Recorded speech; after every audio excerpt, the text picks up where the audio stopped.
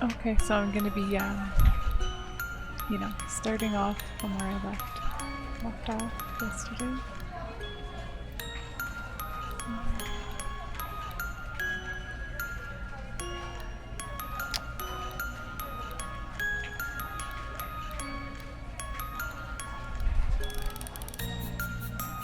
Okay, here we go.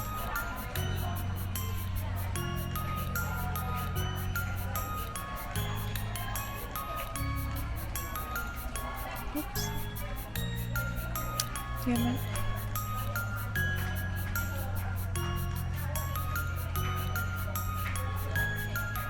Okay, there we go.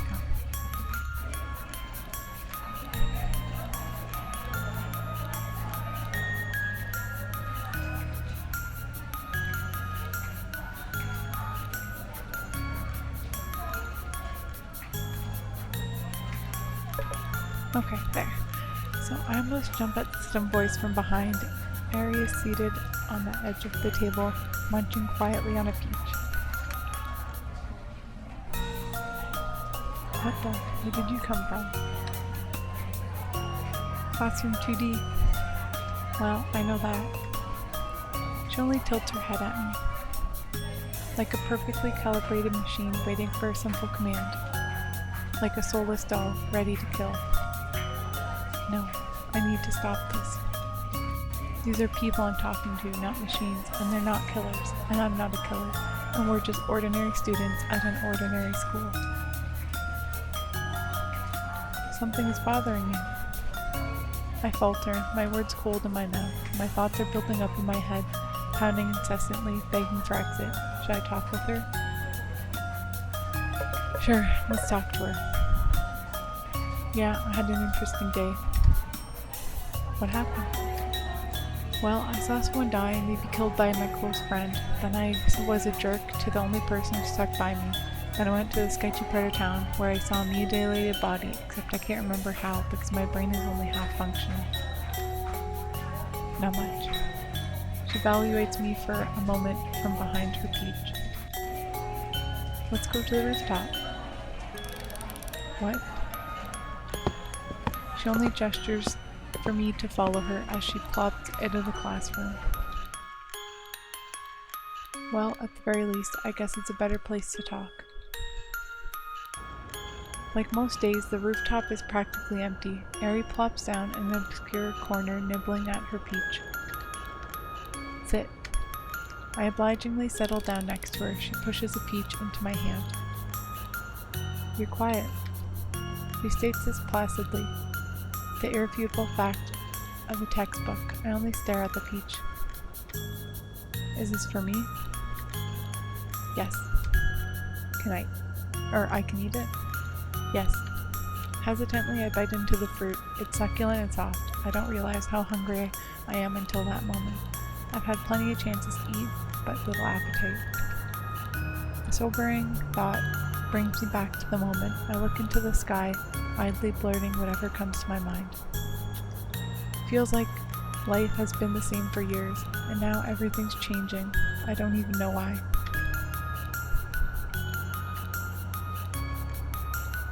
A wry smile pulls at my lips. I close my eyes and lean my head against the bench. Ow, I just put in my hair. Get me some alcohol. Let's drink our sorrows away. Harry remains still, waiting for me to elaborate.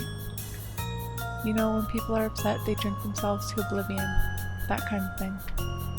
Great idea, right? Now that's a contribution to society. Still silence. Disconcerted, I open my eyes. Ari is nowhere to be found. She wouldn't have taken me seriously, would she? Wasn't it obvious that I was joking? Ari? Nothing. I quickly check my phone. No message. Maybe she left for a different reason. Maybe she decided not to talk to me. Yama? Yeah. I whip around. Ari is standing behind me, hugging a bottle of sake in one arm and a bottle of vodka in the other. What the heck? Oh crap, she actually took me seriously. Where did you get that from? No, never mind. How did you get that into the school? Alcohol is strictly forbidden, and yet in the space of maybe a minute, she's managed to acquire some and smuggle it in. but Ari only smiles lightly, holding both bottles in my direction. Drink. She looks so proud of herself, I can't find it in me to refuse. Alcohol? What am I supposed to do with this? Can you, return it? You wanted to drink your sorrows away. Well, no, I wanted to get drunk. Ah. She suddenly sprints away towards the edge of the roof. Alarmed, I follow after her and watch in shock as she manages to nimbly jump on the branches of the tallest tree. I can only assume she manages to shimmy down the tree onto the ground, because her small frame is immediately lost in the foliage. Too alarmed to speak, I mindlessly walk back to where I sat before. I stare at the alcohol that's now in my possession. Wait, I have alcohol. I could get expelled. I could go to prison. I could... Here. Yeah. Where did she even come from? Didn't I just see her in that tree? Take this. She pushes a can of Starman energy drink into my already full arms. If you mix this with the alcohol, you'll become intoxicated much quicker. What? But you'll feel alert, so you will want to drink more. Do not. I should have guessed that Ari would take my words at face value, but how does she even know all this? Wait. I don't actually want to get drunk. It was a joke. Joke? First of all, I'm not stupid enough to get drunk, especially given that my brain is only half functional as is. Besides, it's illegal at my age. Not that Ari seems to care. Okay, first things first, how do I get this alcohol out of school without anyone noticing? I guess I could just ask Ari, but that doesn't seem very fair to her, since I was the one who made her get it in the first place. Unintentionally, of course. How did she get it here? I know she can climb trees with ease. Maybe she also went through the ventilation or sewer systems, but that's ridiculous, isn't it? Either way, the key lies in her hands. Mary had to... Bang. I watch in horror as the cork shoots out of the vodka bottle, sailing over the railing and plummets to the ground below. Ow, what the hell? Oh, well crap. Is this a cork? I gingerly peer over the railing. A student is clutching the vodka cork, squinting upwards. I hurriedly lean back before he can see me. Fantastic, and I thought this day couldn't get any better. Hey Teach, this cork just came from the rooftop. Oh, this is, the smell. Is there a party on the rooftop? Not an official one. I wince as a teacher storms into the classroom building. She'll be here any moment. Frantically, I turn to Ari, who is experimentally tasting the vodka. Ari, we need to get rid of this now. Ari clearly registers the urgency in my voice, and she promptly sets the vodka down and stares right at me. Throw it away? What? No, just put it back wherever you got it from. Oh. She quickly hands the alcohol to me. I wasn't trying to steal it from you. What? What are you? No. Put it back where... Slam. The teacher stomps to the rooftop as if she's searching for someone to kill. Jolted with panic, I make a vague shooting motion in Harry's direction before I leap out of my cover into plain sight. Professor? Crap, my voice cracked. Come on, where are those make-believe skills? You! Teacher barrels in my direction, her eyes flaring. Did you see any other students on the roof? No? So you admit that this cork came from you. She raises the cork with shaking hands. Dang it, I should have made something up. I should have said there were students, but they ran away. What's that? It's the only half-intelligent thing that comes out of my mouth. Don't play dumb with me, young man. Where are you hiding it? I what? Come to think of it, why are you standing in front of this bush? Bush? What bush? She steps to her right, I follow to block her view. She weaves to the left, I mimic it. Okay, that was definitely suspicious. So it's behind you, is it? What's behind you? You're digging your own grave, young man. Move aside. This is it. This is what all my years of suffering through school have turned into. This is the culmination of my sucky week. I should be stupid. It should be trivial. Getting expelled from school? What does that matter in the face of 5 deaths? Or losing my friends? What if I turn homeless? What if I enter the spiraling abyss of debt and I have to join the Yakuza and I contract tetanus during a job gone wrong? suppose you're clear. She steps back from the bush. Surprisingly, it's empty. There's no sign of Eri, nor the alcohol. Did she finally understand what I meant, or is she just taking it to a more terrifying purpose? The teacher suddenly whips to me, her eyes narrowed. Well, I apologize for suspecting you without any basis. She sounds about as apologetic as a toddler in a tantrum. If you happen to find those irresponsible students who are in the possession of alcohol, give them a little message for me. They can run, but they can't hide. Then, just as abruptly as she entered, the teacher races from the rooftop, slamming the door behind her. I only sink to the ground, relishing the relief that washes through my veins. I live another day. What a ridiculous encounter. Yama? Cat. Again, Eri appears as if from nowhere. This time, the alcohol is nowhere to be seen. I understood. I put them back. She's practically bursting with pride. Well, for Eri. Hesitantly, I pat her on the head. Thanks. She only nods placidly and continues to munch on her peach. Just curious, but where did you get that stuff anyway? Vodka and sake. Cafeteria kitchens. Oh, I see. Wait a minute. What? You stole it from the cafeteria? They weren't using it. Well, it's still the schools. It's illegal for minors to drink, and it's illegal to steal, so it must be doubly illegal for minors to drink alcohol that's been stolen. Who would ever think of taking the kitchen stock? The idea is either genius, insane, or both. Come to think of it, how does Eri get her peaches? I swear that her stash is indistinguishable. Every time I see her, she has a new peach. It could be Eri by any chance. No way, this is ridiculous. All of this is ridiculous. Joking about alcohol and almost getting expelled for it. Peaches, endless peaches coming from nowhere. Mirth bubbles out of me in wry laughter. Ridiculous. Brain damage, memory lapses, bus accident, mutilated bodies, double-faced informants, hurting Rui, hurting Masato, Mr. Ryuta and Yahiko and Ari as serial killers. My knuckles transform into an all-out hysterical fit. Oh, my chuckles. I said knuckles. I was like, wait, what? I struggled to keep breathing as my ribs ache beneath the instinctual heave of my lungs. It's crazy, all of it. But it's funny.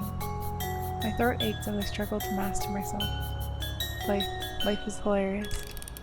Eri inclines her head, quietly waiting. It's invitation enough. Ever had that feeling where you feel like you've known everything, but it just takes one moment and your whole world crumbles to pieces? Like the rogue lamprey? Rogue lamprey, always the rogue lamprey. I'm being likened to a fictional character from a show. Sure. The rogue lamprey, he's a pretty cool guy, right? He kills people.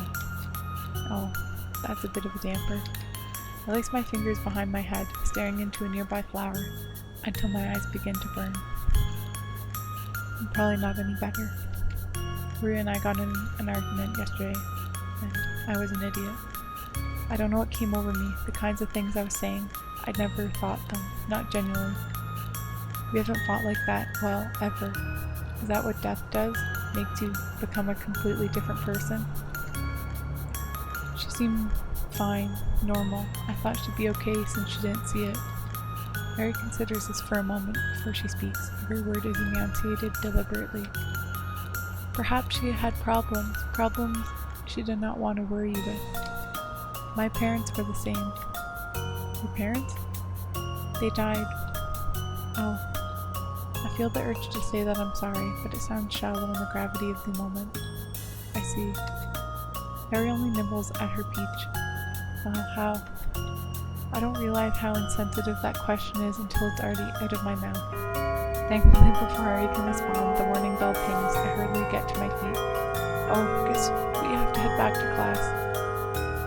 Harry silently stands next to me. They fought. Every word seemed labored, like it's painful to utter them.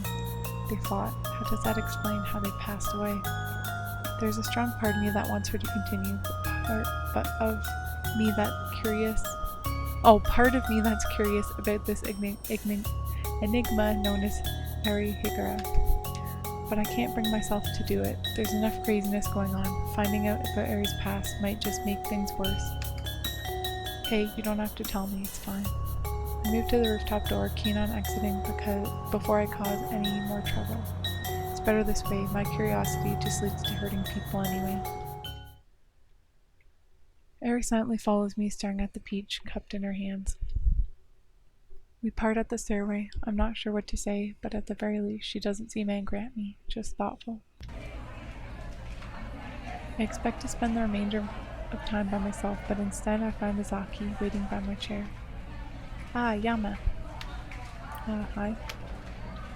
Do you want to go somewhere with me? What, now? No, tomorrow. Of course right now. Class is about to start. Are you seriously coming up with an excuse to stay in school? She's right, normally I wouldn't mind. So you're saying we should ditch? I prefer the phrase investing our time in other endeavors. So ditching. You make it sound so ugly. As sudden as this may be, it might actually end up being kind of fun. Oh. I guess I'll ditch. I should have saved. Oh well.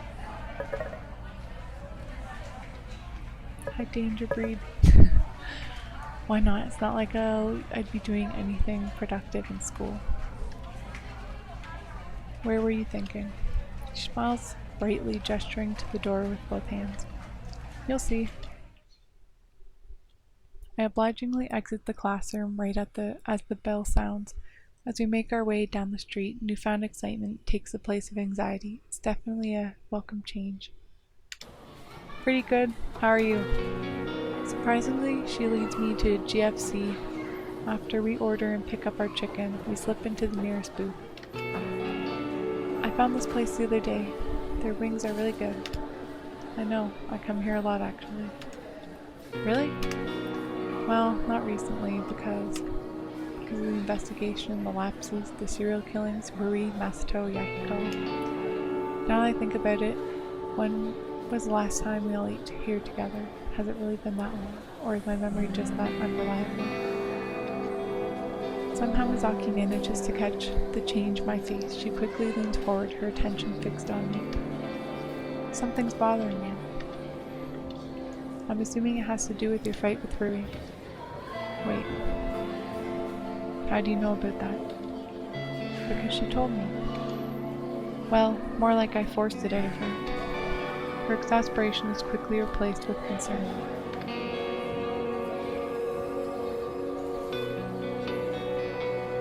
Oh, nice. Yeah, I just wanted to have like a simple overlay for now.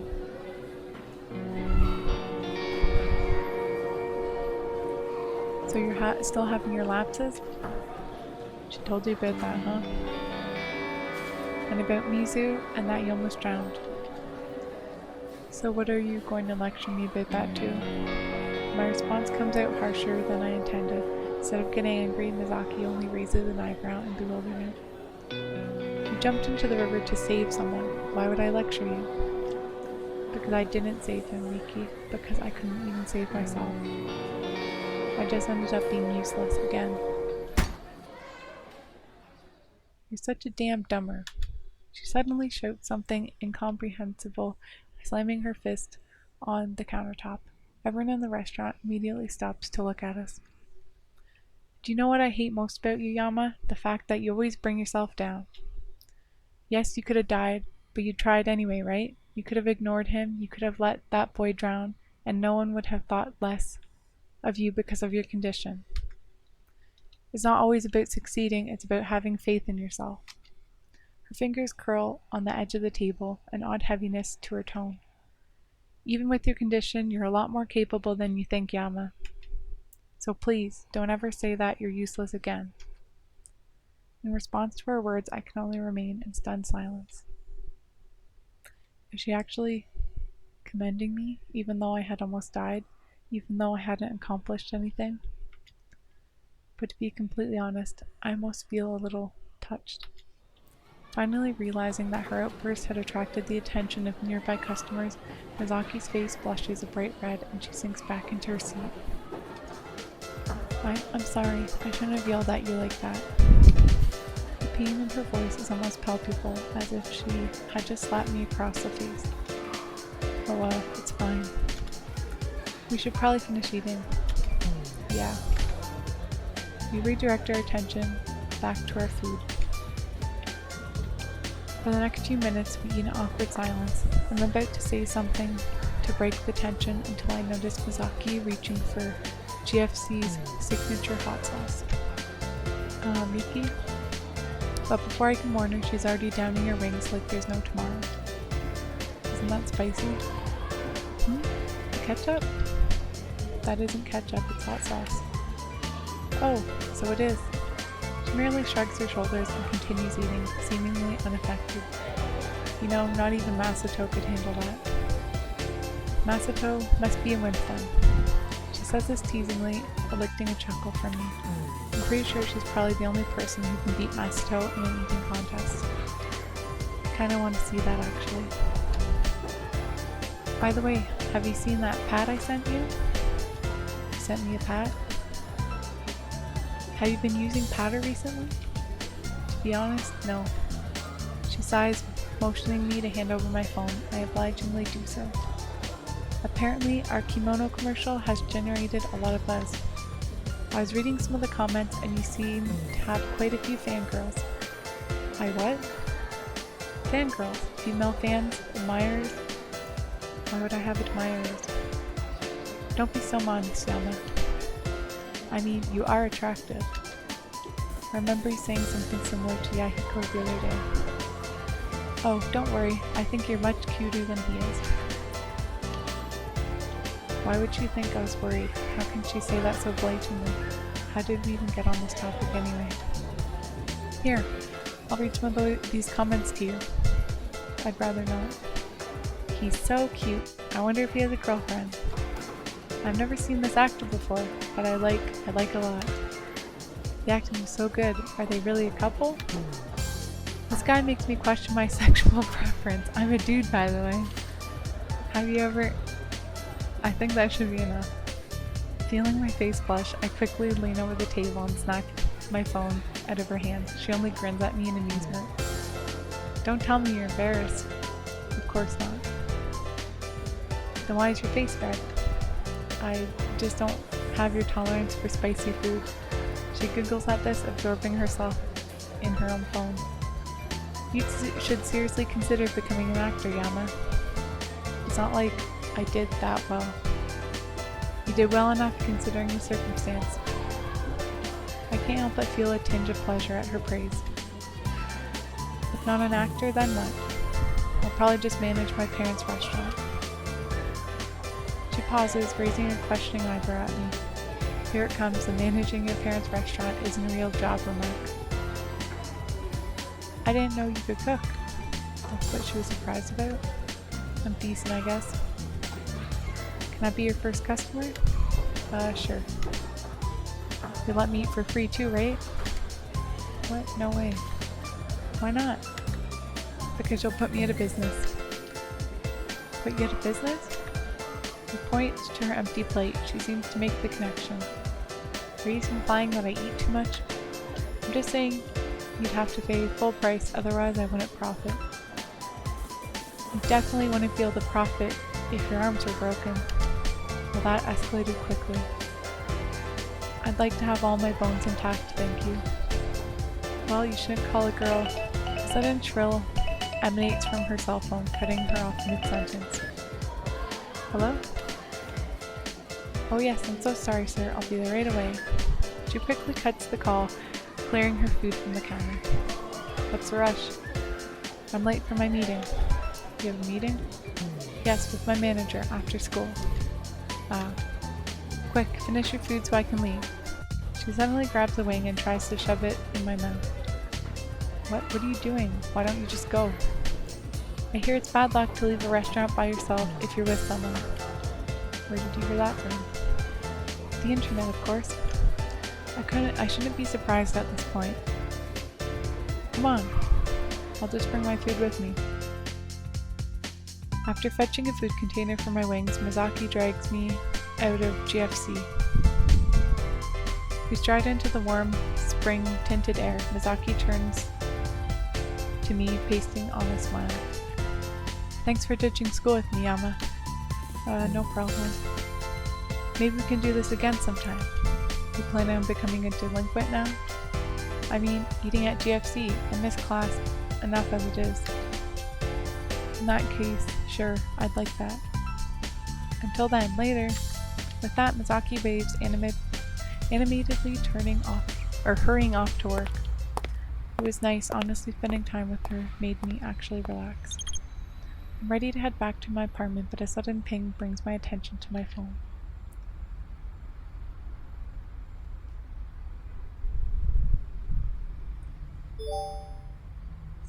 Sup, General.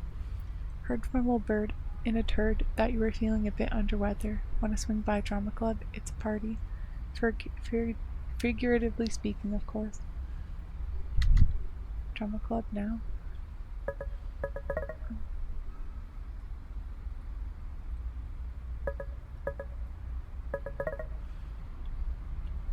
Well, I guess technically I have nothing better to do.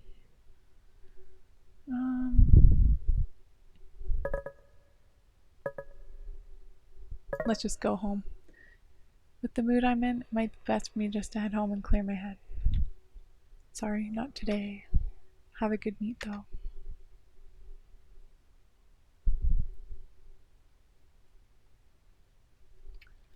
She doesn't respond, so I simply head back to my apartment. It's still light out by the time I return. The day stretches ahead of me, full of possibilities that don't actually exist. I could study if there was any point in doing so. I could hang out with my friends if I had already screwed them over somehow. I should just talk to them honestly and apologize. At the very least, hear their side of the story. Try to understand what exactly is going on in their minds. And yet I don't. Even I'm not completely sure why. The only clue lies in the nagging thought in the back of my mind. Maybe it's better that they don't know you. Maybe it's better if they don't have to blow off classes in order to find vague clues for even a vaguer case. Maybe it's better if they weren't forced to deal with some depressed kid who never got over his sister's death. Maybe their lives would be easier. If that's the case, the only thing I can do for anyone really is to solve this case. Solve this case and stay out of the way. The key lies in my laps. Everything could change depending on what I saw last night. You're a coward. We'll see about that. I need to know why that exchange took place and what it meant. I break out of my train of thought, pondering my next course of action. If the doctors can be trusted, all I need is a stronger trigger, something that can give my brain a nice kick. Like a bloodied corpse. Right. Easy. I raise my phone, hand shaking. Nausea turns in my stomach as I bring up my browser search engine, switching the mode to images. I can do this. For Rui, for Masato, Yahiko, Mr. Ryuta, Shigeru, for the people who've died. For Mizu. I tap the screen with finality. Gruesome scenery floods my pupils, pulsing into my brain like black oil. It warps around me, strangling my breath out of my lungs, laughing softly in my ears. Too late. So I guess if we went to the drama club, maybe we wouldn't see this? I don't know. I struggle against it, but the empty eyes, the wash of organs and veins, it sends my head reeling. I vaguely feel myself turn over, retching. A lapse pushes at me, but I push back, reaching into the furthest depths of my mind. Remember, remember, remember. You can do it. A clear, high voice pierces through the haziness of my mind. What? I know you can do it. I'm dumped into the yard of some primary school where there's grass and trees and no towering monoliths or skyscrapers. It's definitely a suburb.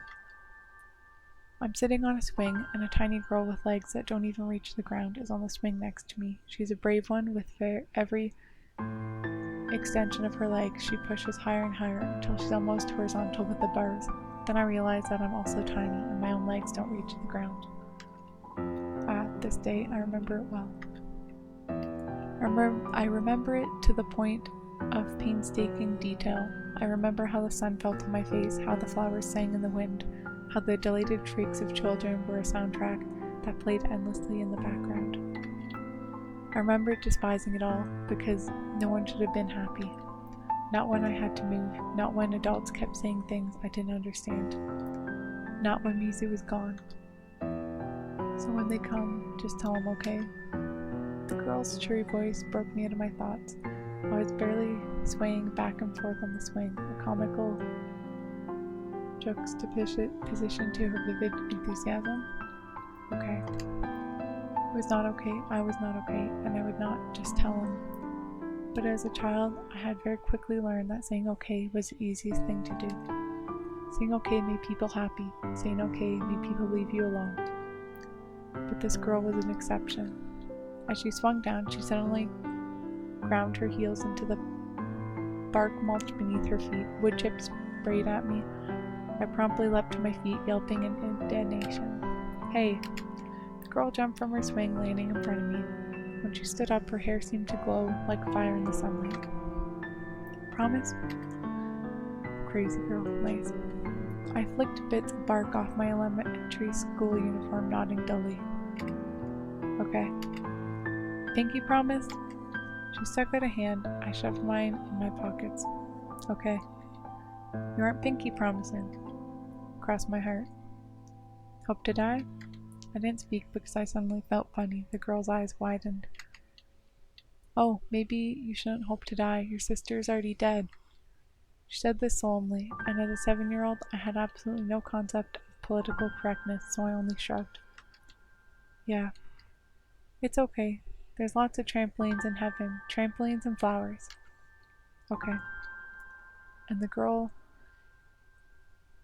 through with her voice saying her piece, leapt back onto her swing and continued her crazy quest to the top. I only made shapes in the bark mulch with the tip of my shoe.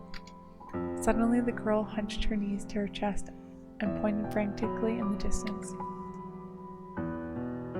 Hey, hey, hey, they're coming, hey! I shrank against the swing. I didn't need to look where she was pointing. I already knew what lay in that direction. Come on, Yama, get up. No. You promised. No, I didn't. Yes, you did. You just promised. No, Hey, you poophead. I stiffened and glanced meekly at the newcomers, 4 older children, bigger in every dimension, with glittering eyes and smiles that were far too cheery for this time of day, or any time of day for that matter. You stupid poophead. Yeah, why don't you play like us? He doesn't even talk with anyone. Just stares at us with those freaky freak eyes. Like his freaky freak name. Yama, what a stupid poophead name. He's a mountain. The crazy girl slammed her shoes in the ground again, spraying mulch at them. They didn't even flinch. Instead, they grinned widely. Ooh, he's with a girl. Having fun with your little girlfriend, freaky freak? Ooh. I only hunched my shoulders and took the abuse. The girl, on the other hand, curled her fingers into fists, crouching aggressively. He's not my boyfriend. We don't kiss yet. Yama and Rui sitting in a tree, kissing. I bet he got cooties from her. I don't have cooties. You don't get too close, guys. You might get some. Run away. As the girl Rui lunged after them, the 4 split and ran circles around her, laughing. Hey guys, I came up with a song. Yama Yama needs his mama. Freaky freak just like a llama. Yeah, what's a llama? Doesn't matter, Yama. Yama needs his mama. Freaky freak just like a llama. Needs a girl to fight. 'Cause he has no might. They slapped their hands together, laughing cruelly as I fought to keep the sting out of my eyes and throat. Okay. Said this placidly, saying okay would make them happy, saying okay would make them leave me alone. But just as they were about to lose interest, Rui socked one of them straight in the face with her fist, rage twisting her Chipuruk features. Her target collapsed to the ground, sniveling, but the rest only laughed. You hit like a girl. Is that the best you can do?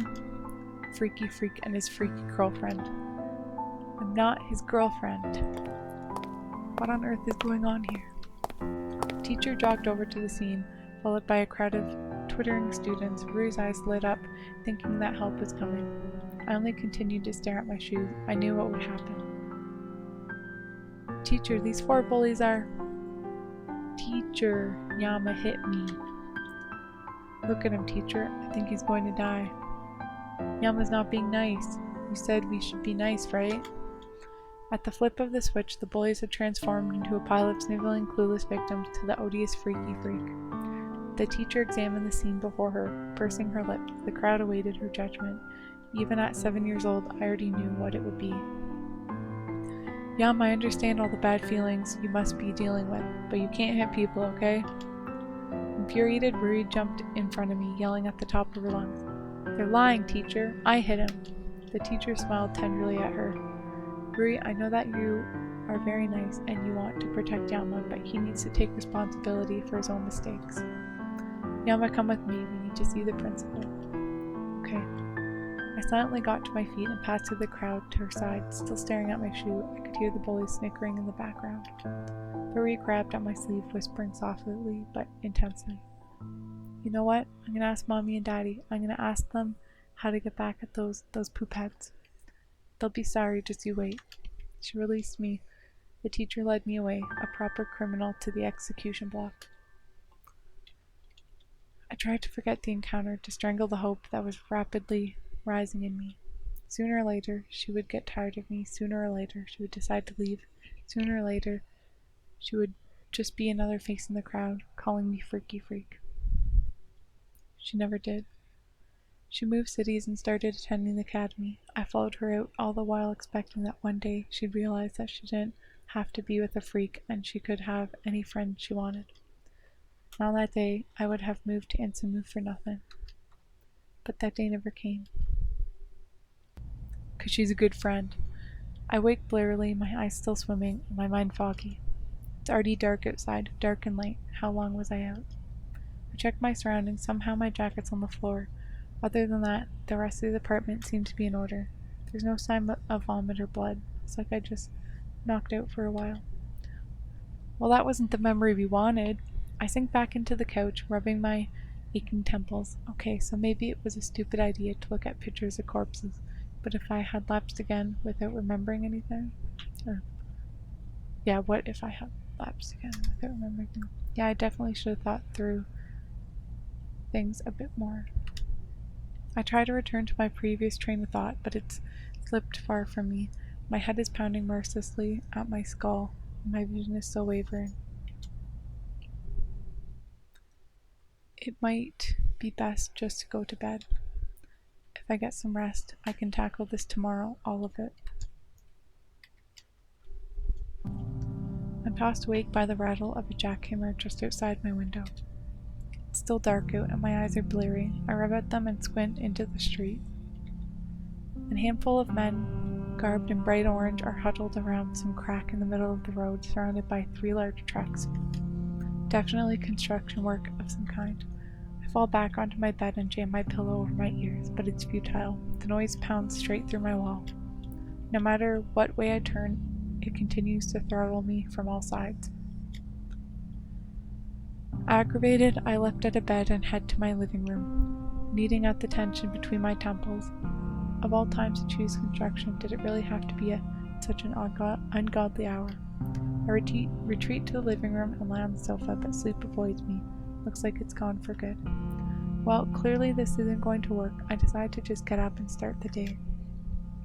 Let's see, breakfast, fridge, completely empty, of course. To be fair, it's been a while since I've gone grocery shopping, but that does nothing to stop my growing irritation. This day looks like it'll be fantastic. I head to the door to pull on my shoes, but a sudden alert from my phone stops me in my tracks. 6:18. And it's early, but not that early. I have not heard from you in some time, Mr. Troll. Is the night bothering you? Nights can often be unreasonable. No, I don't need another mysterious email. I don't need advice. I don't need any of this. Unreasonable? Wasn't there something about the case that was unreasonable? Come to think of it, maybe I should check into the independent killings again. From the sounds of it, those killings might have a substantial connection to this case. Well, I guess the internet exists for a reason. I withdraw my phone, running a search on the independent killings. Only a few options pop up, and when I tap on them, they never load, only spinning in place. What the heck? I tap again, refresh, restart my browser, nothing. My internet's fine. I check the NNN website and it loads within a second, but nothing with the independent killings. Seriously? The last thing I need is tech problems. Today seems to be one of those days where nothing goes right. I struggle to keep still, breathing deeply to stave off the irritation. My interrupted sleep, paired with a nagging twist of hunger, is starting to haze my brain. No, I need to fight this. First, I have to buy groceries and make some breakfast. Filling my stomach will help me think clearer. I head to the kitchen for my book of coupons. Technically, I'm not short on money, but it never hurts to save. It's one of the few things I can do for my parents.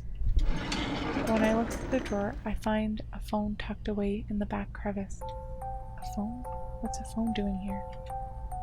Curious, I pick it up, turning over in my hands. I don't recognize it. It's the latest premium Lemniscate model, upscale even for my standards. Whoever owns this has to be a really rich kid. I try to switch the phone on, but nothing happens, not even the empty battery indicator. Odd, is it completely dead? I pry the back panel open only to find that there's nothing where the battery should be. Weird, looks like someone took out the battery. So now I've got this random phone and I have no idea where it came from. Wait, isn't that the model that Misaki was talking about before? It says here they're holding some kind of lottery drawing for weed. What? Why would they be giving that away at a drawing? I'm puzzled as well. Someone mind explaining what weed is? WEED is an acronym for Electronic Energy Director. It's a new Lemniscate cell phone that can run on power from a wall socket, even without a battery. That's right.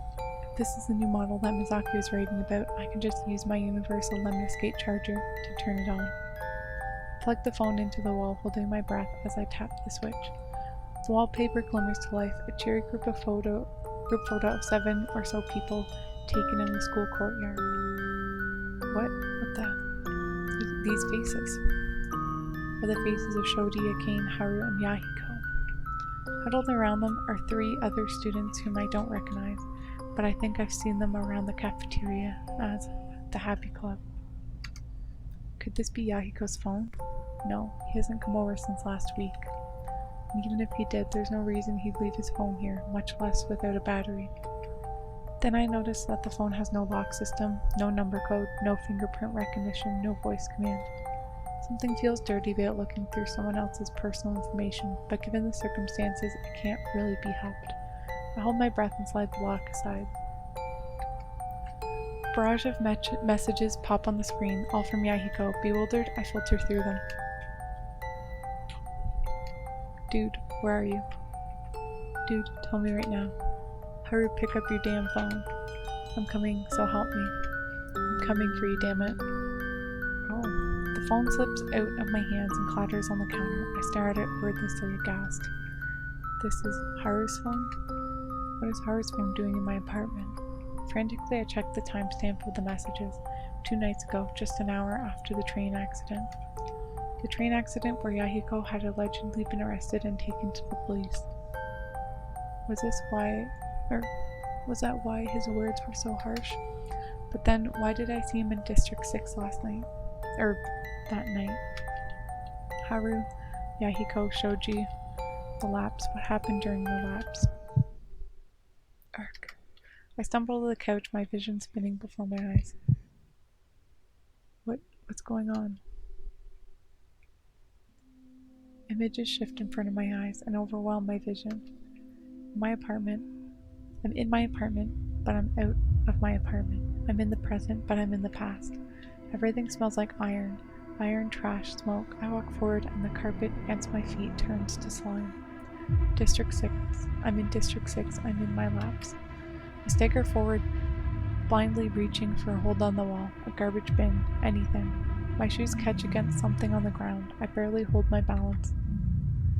Just a few feet away lies a corpse, hewn with long, slender cuts over every inch of its skin. Trickles of red seeping to the ground. A dark pool slashes over the cement, sluggishly crawling towards my shoes. I step forward, fixed with morbid fascination, and peer into the corpse's mutilated face. No, what's Haru? Why is he? I have to be mistaken. I have to. Nausea kindles in my stomach. I'm struck with shock, my limbs frozen to the ground. Iron fills my nostrils, strangling me. I'm sorry. The body is unmoving, still, rid of its suffering. I run.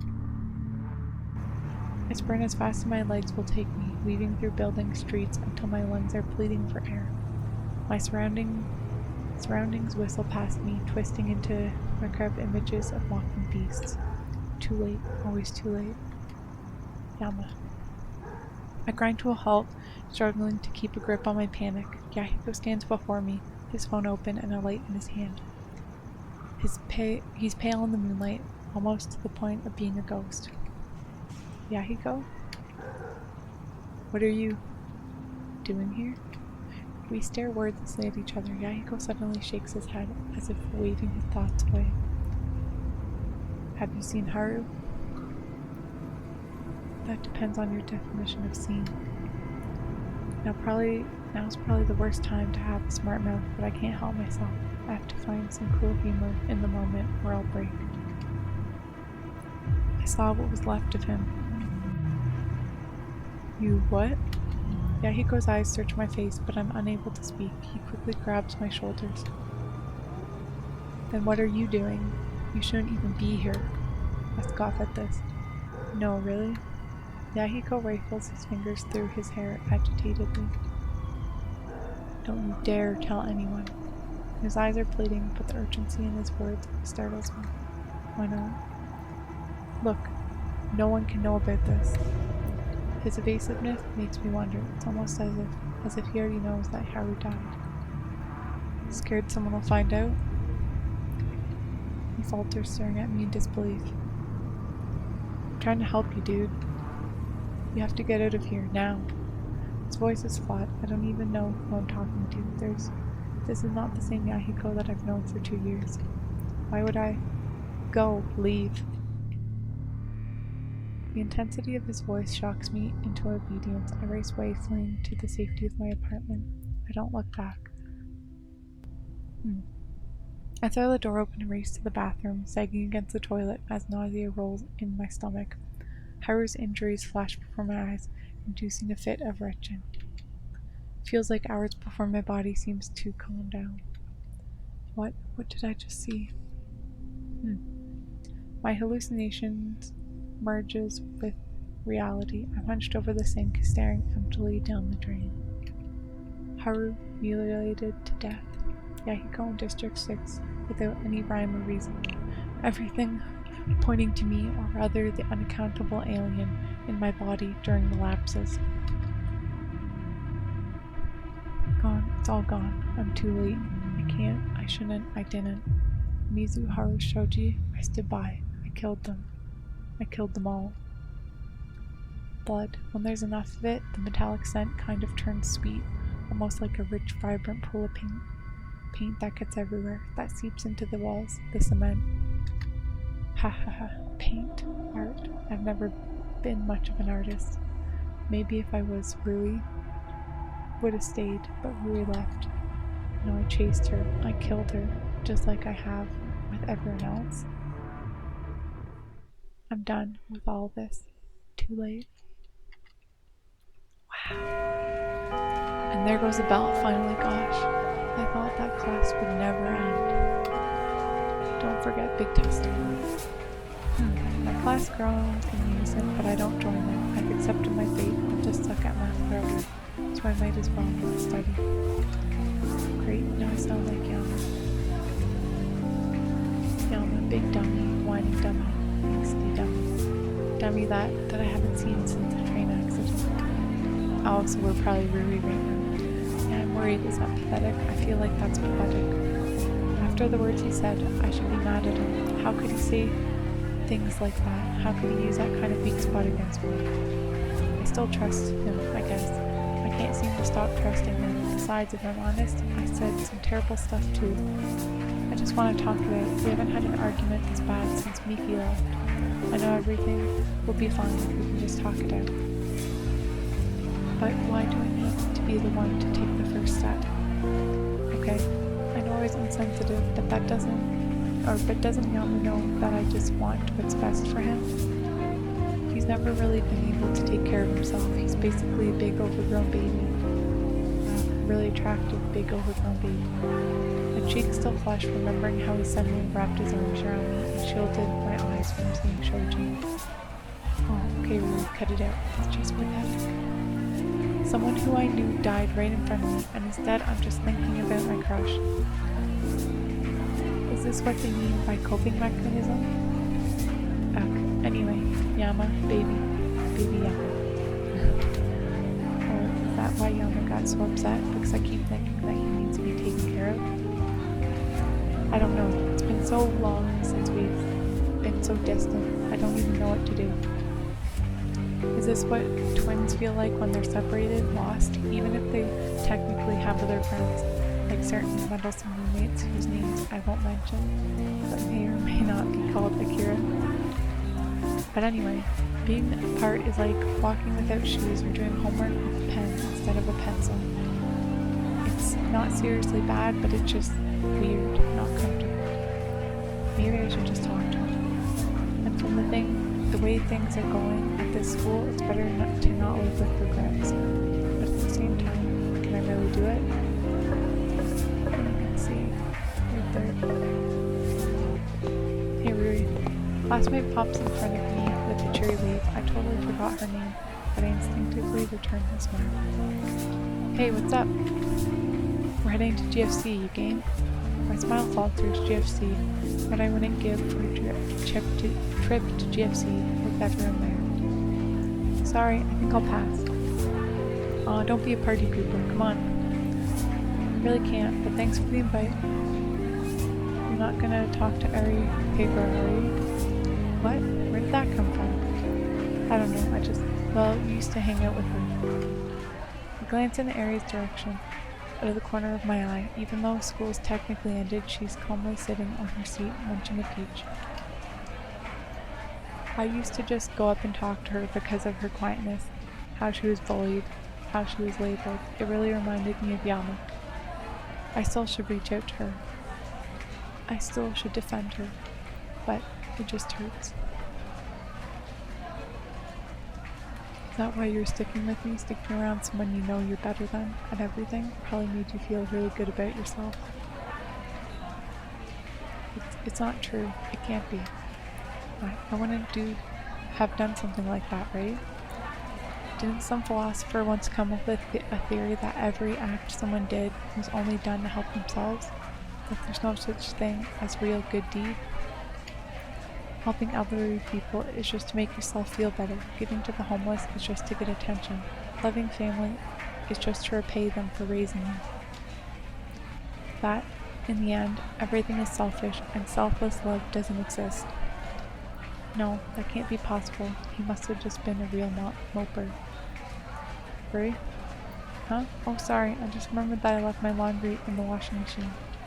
The lie passes smoothly from my lips. What's even scarier is that I don't feel a hint of guilt. Oh, I see. That happens to me all the time. I know, right? I should really set an alarm. Well, guess we'll get going. See ya. Have a good time.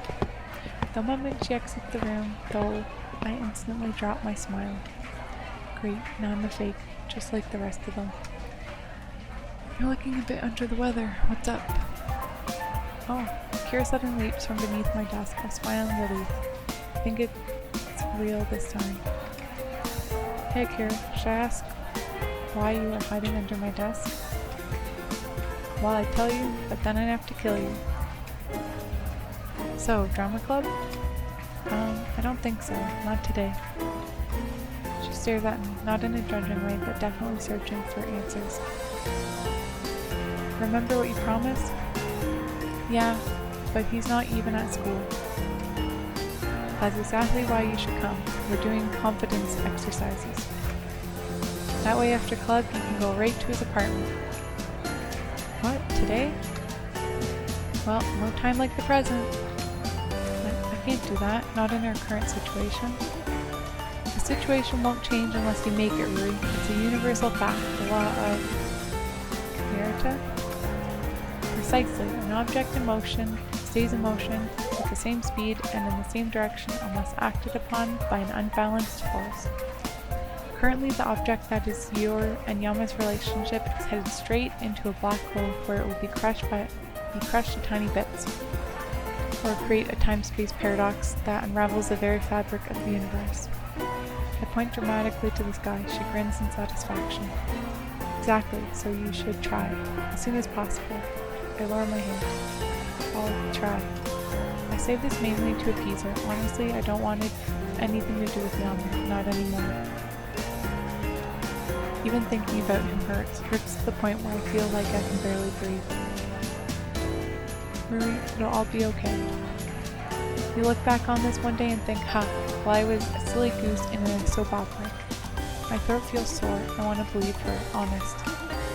Right, Agent Angle. Oh, it's nothing, Ancient Goose. Both Silly Goose and Mother Goose.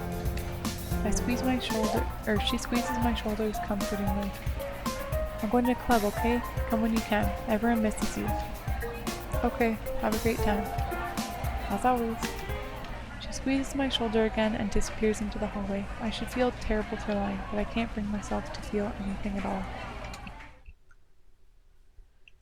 I take up my bag and exit the school. It feels more like something out of habit than my unconscious choice. I actually don't come to my senses until I reach the school entrance. Why am I here? There's no reason for me to leave. I live on campus, I don't have any activities, and I'm not going to eat anywhere. Alright, the idiots and I used to hang out here, usually before a trip to GFC. But there isn't anyone now. Turn back to the school, but a sudden movement catches the corner of my eye. Huh? What was that? I head around the corner, but there's nothing except a trash bin. Weird. I must just be tired. You saw a person, Rui. Come on. I think about heading back to my dorm to rest, but Akira's suggestion makes me hesitant. Now that she's supplied the idea of visiting Yamate, I can't get it out of my head. It's a terrible idea. He hates me. He doesn't want to see me. He's tired of me, right? But who's reminding that idiot who pays utility bills on time, who's dragging his sorry butt through school, who's keeping him from collapsing out of exhaustion? Ugh, Akira, why? Fine, I'll go, just for a few seconds. Pop in, make sure that some nuclear disaster hasn't happened. Pop out, easy, right? I should stop asking rhetorical questions. They tend to give me the answer I don't want. Huh? I turn around, peering down the road. Just normal people, normal cars, normal houses. Nothing out of the ordinary. I must just be really Okay, what's going on? I try to walk closer to the street and blend into the crowd, but I swear that there's this constant shadow on the edge of my sight. No matter what way I turn, I can't seem to see it. There again. I start to pick up the pace, weaving into more populated streets. Still there. Whatever's going on, I need to get out of here. Maybe I'm just being stupid, but I swear that the shadow is actually following me. I jog back to the school, only stopping for a breath when everything seems safe. No sign of that person, whoever they were. Good. What was that? It looked like they were behind the school, but that's not possible, is it? The only entrance is a gate. How did they get in without me seeing? The figure starts running straight at me. I don't even have time to think. I immediately sprint away, heading back to the main street. If anything can protect me, this crowd can. I grind to a halt somewhere in the mass of people gathered by the crosswalk. When I glance behind me, I see the figure hanging around the edge of the buildings. Can't even get in a distinct outline, but I swear I see two glinting eyes in the shadow, and they seem to be looking right at me. I shudder, pressing myself as close to the crowd as possible. Thankfully, when the spotlight turns green, the figure doesn't follow. But it's a little strange. Why does that person seem so familiar? I come to a start with my head pounding terribly. Fuck, this must be what it's like to have a hangover. So are we Yama again? My eyes absent-mindedly scan the surrounding inhabit. City, nighttime, sitting on a bench, cool breeze, and clear sky, and weather that I would have enjoyed in different circumstances. Ah, that's right, I lapsed. Yeah, we're Yama again. I draw out my phone almost lazily, my brain still fuzzy as I check the time. 10 p.m. I've been out of it for how many hours? 14? The entire day gone. No record of where I went or what I've been doing. I checked my bank records on my phone. Nothing new. Photo, notes, calendar, nothing. Pocket doesn't look like anything stolen, at least nothing super important. No messages and no calls, whether incoming or outgoing, unless they've been deleted. Is that it? Ah, wait, something in my jacket pocket. I pull out a slim phone that's cool and smooth against my palm. Right, the troublesome phone of Harubanya. Harubanya, who was brutally murdered, who had the latest phone model, who after being murdered somehow had his latest phone model make its way into my apartment. This doesn't raise more than a few questions, nothing will. I don't seem to care. Why don't I seem to care? Wow. Well, I guess it's not like I'm going to get any answers by just standing around here. I should head back to my apartment, take another look, see if I missed anything. Now that I'm actually thinking clearly. Almost a little too clearly, actually. But what's this?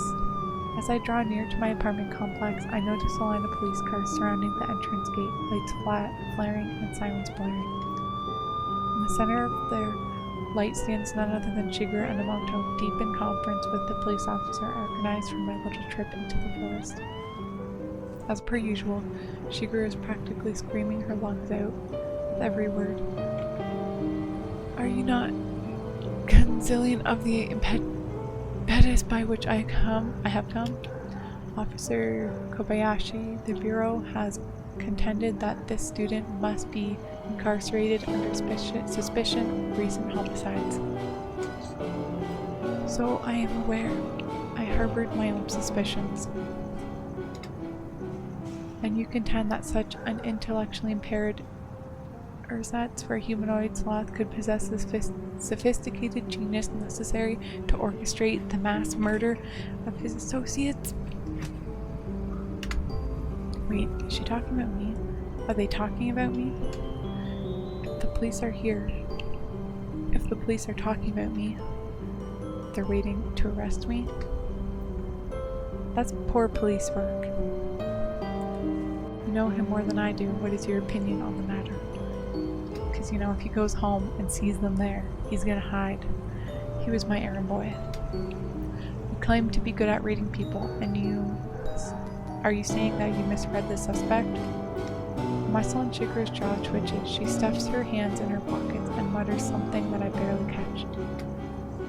I am not wrong. Then you agree that Yama Ishimoto is the prime suspect. What? Would she? Shigeru, the legitimate detective, does she believe that I'm the killer? She wouldn't, right? The emptiness in my chest promptly dissipates, replaced by pounding fear. If even Shigeru believes it, doesn't that mean that it's true? I agree. She agrees. I agree. The universe agrees. I try to step back into the shadows. My feet fumble, and I clutch desperately at the wall, staring blankly before me. I'm glad we're on the same page. Now we'll submit a request to limit Skate to track his phone. The time such an action would take is too substantial. Barring the convict conveniently shares his location with us, the process can take up to 48 hours. Then we better get started. He motions to several officers standing by. They gather around him in a loose circle. Wow. Wordlessly, I turn on my heels and sprint away. Where to? I can't even see. My shoes seem to move automatically, even as my mind stands still. Corner here, turn there, stop here. Yeah, that's right. I'm not just an ordinary high school student who woke up from a overlong nap. I'm a murder suspect, a guilty conscience, someone who holds the phone of the murder victim in his hand after the victim's death. She's not the type to lie to protect someone. I should have expected that answer from her. Then if I accept it, shouldn't I be turning myself in? I grind to a halt at the subway platform, sliding into the nearest bench. Alone in a crowd, isn't that the expression? Hanging around in public is probably the worst place for me to be. As soon as I get a hold of my picture, my face will be broadcasted across the nation. Who knows, maybe it's already posted on Patter. Maybe Misaki or Yahiko have already stumbled across it, and like Shigeru, just like Shigeru, turning one by one. Not a friend, not an errand boy, not an academy student, a murder convict. Why would they leave? Why wouldn't they all just go? Or why wouldn't they leave? Because you're not guilty. The voice is almost deafening in my head, resounding in every corner of my brain. I almost start at the sound. But what I want doesn't matter. The evidence says otherwise. Killings happening at night, the culprit, someone who knows the security procedures of the academy well. Someone who can fake sanity too well. What if, when I'm sleeping, my personality changes, I get up, sneak across town? You know that's not true. Alright, that's enough. I close my eyes and quiet my thoughts, waiting for an image to materialize. Sure enough, a familiar figure steps onto the scene. What are you doing here? I'm here to bail you out, kid. You know, last time I checked, you were supposed to be keeping me sane, not, putting voices in my head. Ha! I can only keep you sane if there's any sanity to keep, kid. Touché. You know, what you're feeling right now, that's disassociation. You're subconsciously alienating yourself from your own emotions due to anticipating future trauma.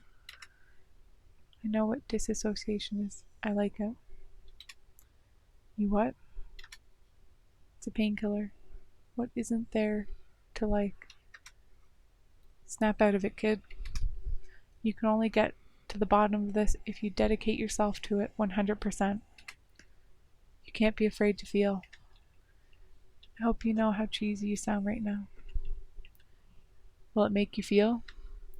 Feel what? Exasperation? You can't give up, kid. Not now. Why not? What's there to discover? That I'm a murderer? A fugitive from justice? Look, do you honestly believe that you're the murderer? Yes. Well, clearly you actually don't, or you wouldn't have dragged me here. You've gotten my time for now, kid. Make it worth it. I start a little at the accuracy of this Ryuta. I must have spent way too much time with him. So the null hypothesis is that I'm the serial killer, and the working hypothesis is that I'm not. Good start, good start. What does that mean? It means that I just need to find evidence that I'm not the killer. But you won't settle for that, will you? You want to find out who's really behind all this. You might not even know her. You're kidding, right? There's this huge piece of evidence hanging right in front of you that...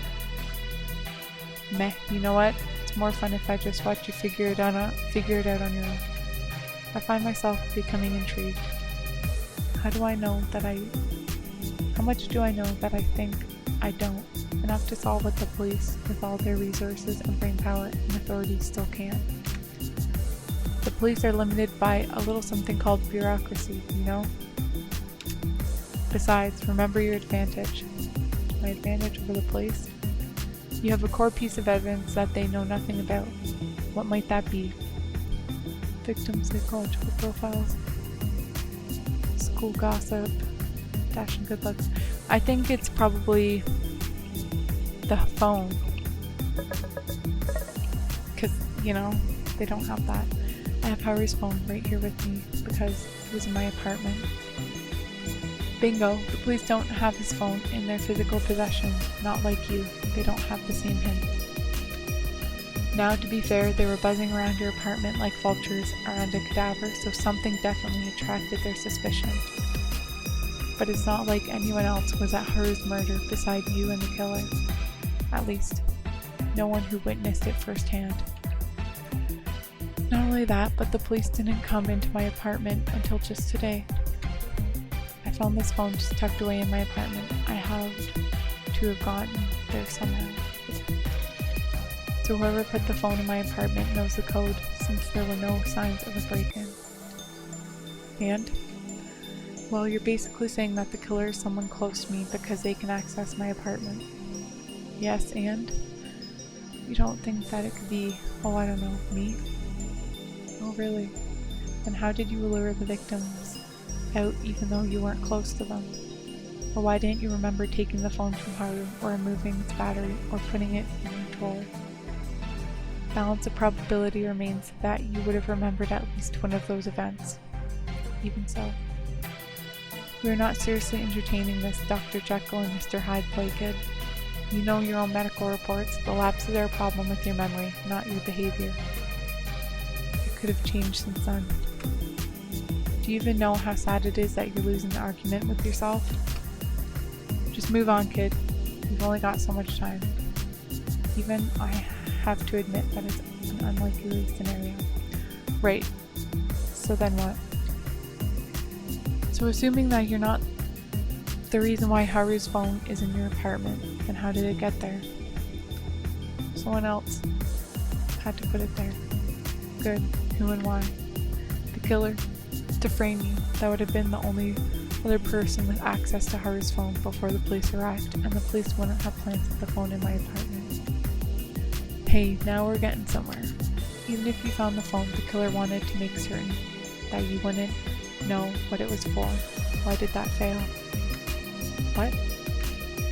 Well, you found out it was Haru's phone because you turned it on. That was clearly not within the killer's plan. So he's saying that the killer didn't know about the wall charging, tracking, the voice command feature? The wall charging feature. The killer might have taken out the battery, but he didn't know that I could power the phone just by plugging it into the wall charger. Which means he knows about some technology, but not all. He knew enough to take out battery, but not enough for the latest features. Good going. You might actually solve this for real. So then it wouldn't be Yahiko because he knew about it. See, you already know one thing about the killer that the police don't. Hooray, let's throw a party. Suck it up, kid. There's another weird thing about Haru's case that you needed to remember. What happened to know what it is? Time of death, method of death, location.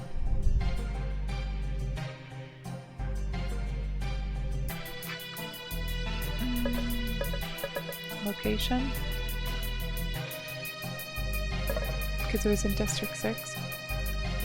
He was killed in an alley in District 6, not in the forest. Good, and it's a place with too many potential witnesses around. Even though the forest has police on patrol, it's not like they can secure a large portion of it, much less the entire forest. He probably knows the forest like the back of his hand. He could have easily snuck around them. Sad truth, but good. Although it would have been risky to take a screaming victim to an area swarming with personnel. Would the forest have been swarming with personnel 2 days ago?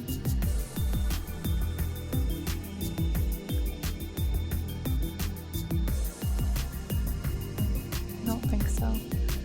Yes, no, there's a major police-related event. No, there's a prominent accident somewhere else.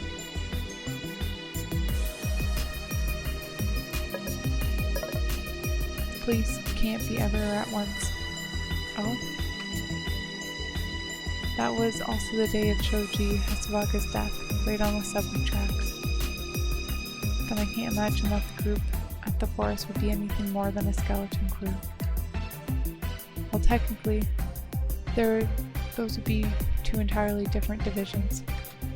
One's with violent crimes, the other is probably with civil affairs or something. Usually yes, but it might have been reported as a murder. Yahiko was arrested and interrogated for it. Did you see how easily we walked out of it? Must have been a witness interrogation, not as a suspect. Well, it's either that or his parents were influential enough to... Okay, we're getting off topic here.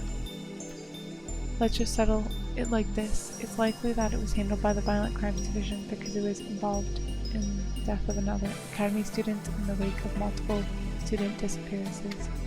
Furthermore, there were 3 witnesses at the scene, you, Yahiko, and Rui, and all of you were also academy students. Happy? Why didn't I think of that? You just did. So why does that matter? The forest was still a fairly viable option, and at the very least it would be away from overly inquisitive citizens. And why was Haru still murdered in District 6? I guess it'd mean that the killer was entirely in charge of his circumstances. Things didn't happen according to his plan. So then, the question we must ask is this: why and how was Haru murdered? Can't answer all that. You're killing me over here, kid. Fine, I'll rephrase it. Remember how every victim previously logged in for their curfew before they disappeared? Oh yeah. But Haru didn't. He was already away from school even before curfew tolled. See something weird? Besides the obvious breaking pattern? Holy smokes, dude, the pattern is odd. Why would the killer kidnap students after curfew? Let's say I'm your everyday Joe. Well, your everyday psychopathic Joe. I need to kill a couple people here and there, and for reasons unknown, it has to be a bunch of kids at the super uptight private school. When would I choose to strike after curfew? Tell me why that's an obvious disadvantage, ignoring the obvious security problems. It would take place in a hard-to-see dark campus, limit the suspect pool. Delay sleeping patterns. Well, I would limit the suspect pool because security locks down on the school after curfew. Only a few people can be out and about. The suspect would be limited to students or maintenance staff like the janitor or security team. Good. Hardly ideal circumstances for a killer. So pretty safe to presume that he wouldn't act after curfew unless he absolutely needed to, which means that Harubanya missing curfew was his own choice, because if the killer kidnapped him before curfew, then why didn't he do so to the other students? Unless this time was an exception. Okay. I'm gonna stop streaming in a minute. Everything can be an exception. You'll never get a working theory that way. Now let's think about this. Haru skips curfew while the killer is confined. Night falls. Unlike the other victims, Haru is at a school, but still ends up being killed.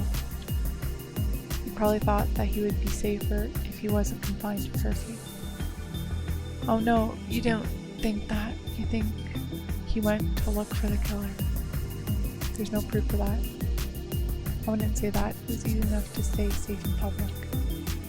24-hour fast food restaurants with CCTVs, public hospitals, even the police department, for crying out loud. The killer might know the school security system like the back of his hand, but he can't control all of insanity. Who's saying it's a dude? It could be a girl. And Haru didn't seem like the stupid type. Just so, coincidence? Probably not. Good boy. But if that's the case, why wouldn't he tell anyone his suspicions? You tell me.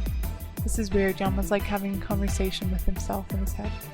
Because he didn't have any. He was just gonna tail the first guy who left the school. And on that note, why didn't he notify the police if he was gonna take on such a risky action? Why wouldn't he notify the police? Why wouldn't he indeed? This is what you want me to feel. Correction, this is what you want you to feel. Because I have to understand what Haru's thinking. You only don't understand Haru because you're distancing yourself too much. It's time to get real, kid. Check that phone of yours. Check my phone. I stumble out of my concentration into a disoriented mess. Still in the subway, which is now completely empty, how long I've been thinking. I peer around the abandoned platform, nothing but the soft flickering of dim lights. Well, I guess it makes sense. This isn't exactly a major station. Dull vibration in the pocket of my pants redirects my attention. Ah, that's right. My phone must have been vibrating all this time. From Shigeru, probably, to lure me someplace or another, or some teacher to warn me of my absence. Maybe even a friend who's wondering where I've been. The vibrating, or probably it was vibrating from the moment I entered the subway, vibrating incessantly. Commotion. I tend to shut it out when I'm overwhelmed, distancing myself from reality, as Mr. Ryuta would call it. Childhood trauma, learned behavior, coping mechanisms. Holy frig, keeps vibrating. One moment the world is there, the next it's just me alone with the figureheads inside my brain. A caricature of Mr. Ryuta to help me think better. A caricature of Rui to stabilize my emotions. Such extremes haven't been necessary for years. After all, what excitement happens in high school? Gossip, relationships, bullying? But now I'm distant. Just pick up your phone, Yama! I feel it in myself. Something hollow, cold, something that apparently couldn't even notice the vibrations of my phone. Well, guess I eventually noticed. I humor myself and scroll through the notifications. Daily, mundane life, I expect. Okay, finally. Holy. Sorry to disturb your 1,000-year slumber, but have you seen your destined princess? Uh-oh. Dude, have you seen Rui? Is Rui with you? Rui MIA after school. Respond ASAP. Rui is missing? I don't even realize it, but my fingers weaken and my phone slides through the spaces between my knuckles and turns, end over end. Clatters to the ground, the shrill impact of fine glass against concrete echoing down the hall, utterly abandoned passage in which I sit. Rui, missing. Rui's missing. Starts out as a disappearance, 3 times a disappearance from school, a mysterious vanishing after a logged curfew. No one can find them, no one can contact them. And I have to stop streaming. So, yeah. Not sure when I'll stream next, but maybe later tonight or tomorrow. Because I want to, find out what happens. So, thanks for stopping by the stream. See ya!